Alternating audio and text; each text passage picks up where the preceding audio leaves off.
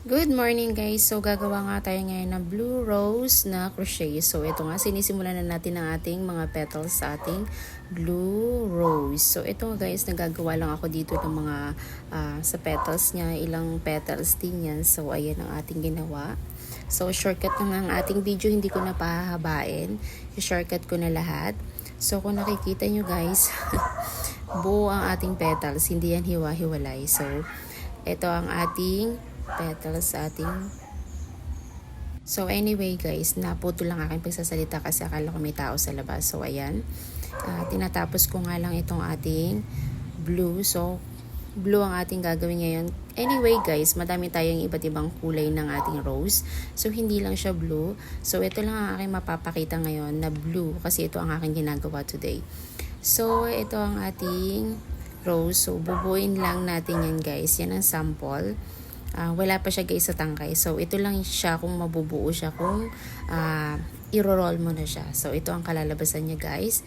So may rose na tayo. So ayan. So hindi lang siya masyadong maganda. So pagpasensyahan nyo na rin guys ang aking mukha kasi bagong gising ako dyan tsaka bagong tulog. So yan guys, shortcut ng ating mga video. So gagawa naman tayo guys dito yung nasa baba ng ating rose. So yun parang dahon niya sa ilalim. So yan ang ating gagawin ngayon.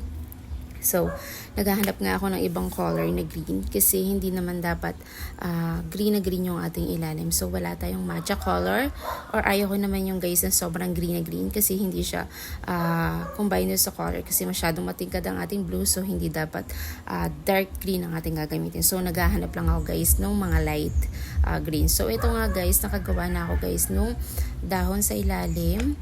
So, ito ang itsura niya guys. So, kung napapansin nyo guys, may maliliit na mahaba-haba sa gilid. So, yun yung dahon. So, nilagay ko nga lang, ano yan guys, bali, 5 pieces na dahon yung nasa ilalim niya. So, yan ang ating ilalagay. So, i-glue ko na nga siya guys, para mabuo na natin ang isang rose. So, ilalagay na natin siya guys dito sa tangkay. So, ito nga pala guys, yung ating tangkay is nabe-bend dyan. Anyway, kung anong style na gusto nyo, kung pwede siyang i-bend guys. Kasi ito ay, tawag dito,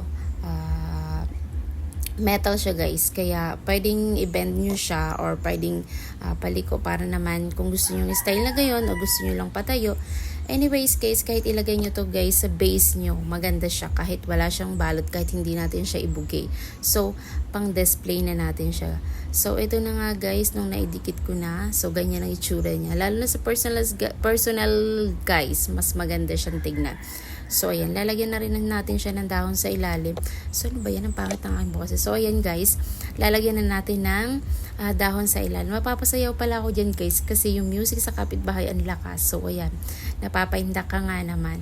So, ito ang ating rose. So, asan na ba yung pang ilalim? So, ilalagay ko na guys nga pala yung pang ilalim niya guys. So, dapat yung pagkakalagay guys nung dahon na nasa ilalim is medyo kulumbot yung nasa ilalim. Bagang guys, nung nakikita yung mga petals. Kasi yung una kong lagay guys, yung pinakaunang-una talaga, hindi ganyan ang itsura. So, binaliktad ko siya. Ngayon, mas magandang nakabaliktad yung isa, yung nalabas yung mga dahon niya. So, ayan. Tinalian ko na pala siya guys. Yan lang.